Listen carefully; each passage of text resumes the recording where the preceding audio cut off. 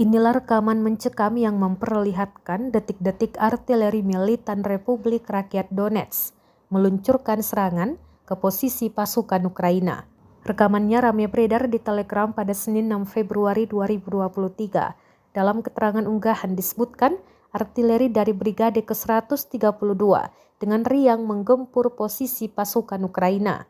Laras senjata anti-tank 100 mm MT-12 Rapier dari Brigade ke-132, Korps Angkatan Darat Donetsk ke-1 memanas hingga batasnya. Hari ini orang-orang Donetsk membongkar beberapa titik tembak dan tempat berlindung pasukan Ukraina dengan tembakan akurat, menyertai serangan pasukan penyerang, jelas narasi unggahan.